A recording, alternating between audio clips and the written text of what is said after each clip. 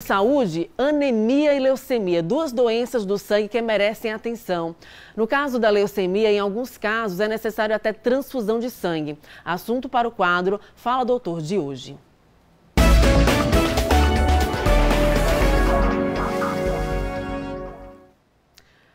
Olha, febre, sensação de cansaço, sangramento nasal ou perda de peso inexplicável são sintomas de doenças no sangue.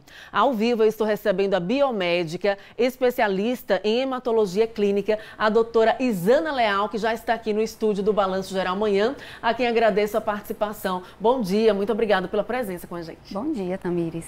E dia importante, né? Aliás, mês importante, que é esse mês de alerta para as doenças do sangue. E a gente chama a atenção especial para a anemia e a leucemia. A população pode participar a partir de agora pelo Zap Zap do BG com perguntas. Na mensagem, diga seu nome, sobrenome e a cidade onde você mora. Aqui no telão também tem a participação da população. Vamos soltar então. Bom dia. Bom dia, Tamires, e a todos. Meu nome é Ariana Arcanjo. Gostaria de saber quais são as causas da anemia. Bom dia, Ariana. Então, a anemia a gente precisa desmistificar de que todas as anemias elas acontecem por uma deficiência nutricional. De fato, existem anemias que a causa é a deficiência nutricional, deficiência de ferro, deficiência de vitamina B12, mas existem anemias que a causa é hereditária, ou seja, que é uma anemia de característica hereditária. Quando a doutora Isa fala sobre a queda de ferro, isso está totalmente associado à alimentação, né, doutora? Exatamente. A alimentação ela precisa ser balanceada exatamente para que supra as necessidades de ferro no organismo e outros nutrientes, porque esse é um fator de causa, sim, das anemias que nós chamamos de carenciais. Então, rapidamente, para esclarecer a população, onde é que a população encontra ferro? Em quais alimentos, por exemplo? Muito bem. Nós temos o ferro presente nas carnes vermelhas, nós temos ferro também presente em alguns vegetais, hortaliças. Feijão, beterraba e por aí vai. Vamos à participação aqui da população. Mais perguntas hoje sobre anemia e leucemia. Bom dia. Bom dia, Tamires. Eu sou Hilton. Quais os alimentos que combatem a anemia? Muito bem, Hilton. Se essa anemia, de fato, ela for uma anemia carencial e para prevenir também as anemias do tipo carenciais, a gente tem como alimentos, como eu falei, o ferro presente nas carnes vermelhas, no feijão, como o Tamires lembrou, nas hortaliças, nos vegetais, que também outras fontes necessárias de nutrientes são vitamina B12 e ácido fólico. Essas doenças do sangue, elas precisam mesmo de cuidado, né? Porque no caso da leucemia, por exemplo, nós estamos mostrando a imagem de pessoas doando sangue. No caso da leucemia, é preciso até transplante, né?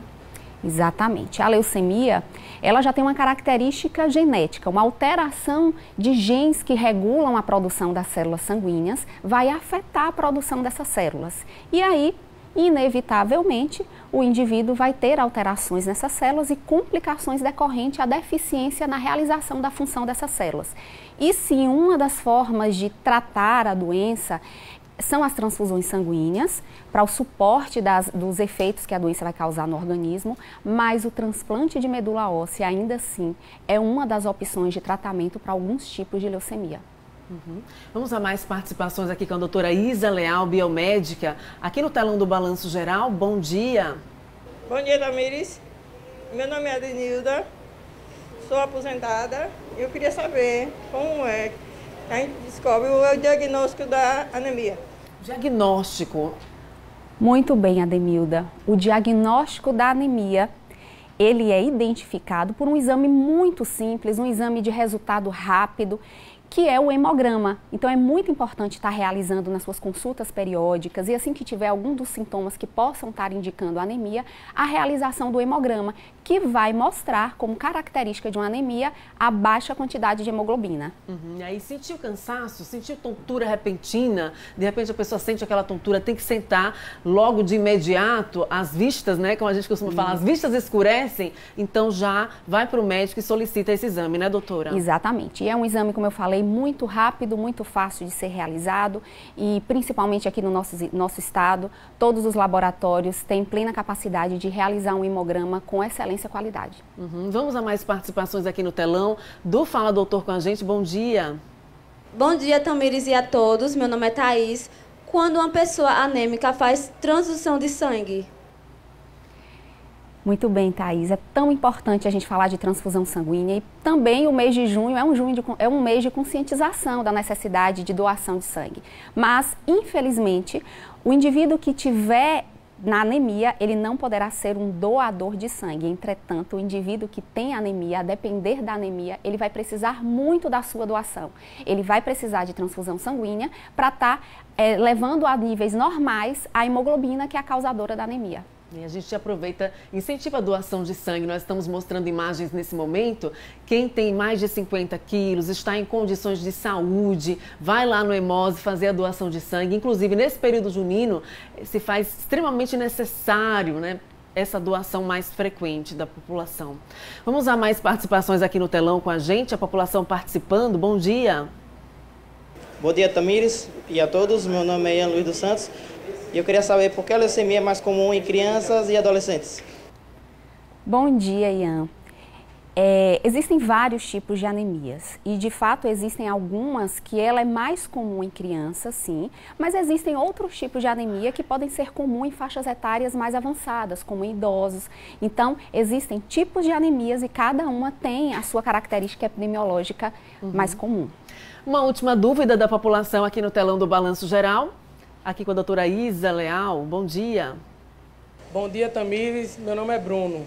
Quais são os sintomas da leucemia? Muito bem, Bruno.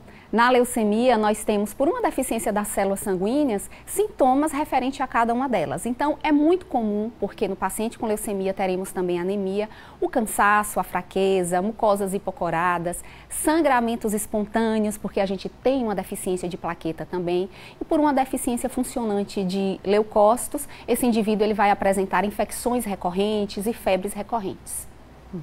Doutora, um último alerta então, mês de junho, mês de alerta, junho laranja, último alerta então aqui para a população durante esse mês. Assim como é muito importante a gente falar sobre a necessidade das campanhas de doação sanguínea, eu deixo o alerta aqui também para que você possa se tornar um doador de medula óssea. Se você tem esse interesse, é só procurar o Hemocentro, aqui o Hemose, lá será feito um cadastro e aí será colhida uma pequena quantidade de sangue, 10 ml de sangue, no qual serão feitos exames de compatibilidade e o seu nome e os seus dados serão inseridos em uma rede que vai então guardar os dados desse possível doador. É tão importante que, para vocês terem uma ideia, a gente tem em cada 100 mil pessoas a possibilidade de ter um doador de medula óssea compatível com o paciente que precisa dela. Quais são os critérios? Para que você seja um doador de medula óssea, você tem que ter de 18 e 35 anos para fazer essa coleta, tem que estar em bom estado de saúde e aqueles mesmos critérios para doação sanguínea. Doutora Isa, quero agradecer a sua participação aqui com a gente no Balanço Geral, trazendo esse alerta tão importante que é o Junho Laranja e ainda mais incentivando a doação de sangue para transplante de medula óssea. Muito obrigada. Eu que agradeço. Bom dia. Bom dia.